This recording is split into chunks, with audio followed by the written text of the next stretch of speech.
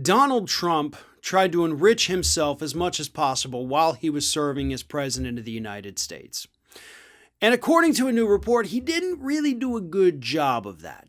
Because even though, yes, he held events at his properties, the Secret Service was paying tens of thousands of dollars a year just to rent golf carts, to watch him on the golf course.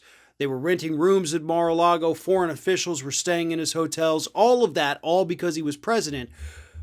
But it still didn't stop him from losing a third of his net worth, according to Forbes, during his time in office. Now, here's what's very interesting.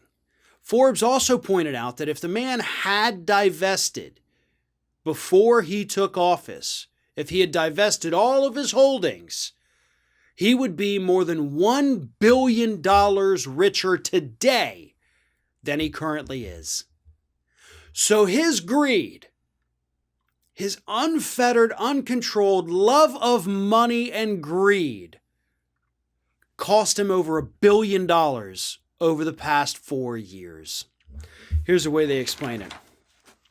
From the time he entered the White House in January 2017 to his departure a few months ago, Donald Trump's fortune fell by nearly a third, from $3.5 billion to $2.4 billion.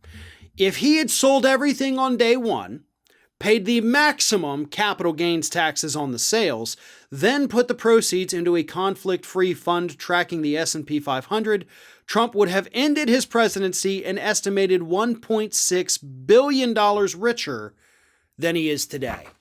So not just $1.6 billion richer than he is today, but that would also be $500 million richer than when he took office. So it would have been a net benefit of $500 million. All he had to do was not be a greedy SOB.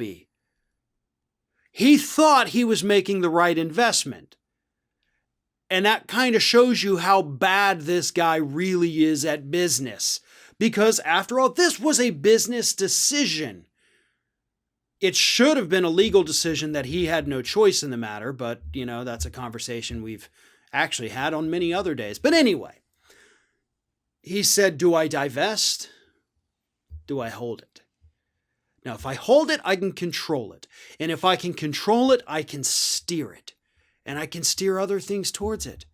And he thought that was the best move, even though I'm sure if his financial advisors are worth a penny at all, they had to have told him what Forbes here is now reporting. Because if Forbes understands this, then they understood it. Obviously, they wouldn't have known what the difference financially would have been, but they would have presented, hey, we put it in a, no stress, no fuss, no muss, no problem fund tracking the S&P 500. I don't know, by the way, what that even means. But the financial people know what it means. Apparently, it's a thing, whatever. It would have made him more money. But he got too greedy. He was Icarus. Right? Flying too close to the sun and the wax on his wings melted and he came crashing back down to earth $1 billion poorer. And I can't tell you, after 4 years of complaining about the fact that this man didn't divest, it definitely brings a smile to my face to know that had he divested, he'd have more money than today, and that he actually lost $1 billion, more than $1 billion, while playing president.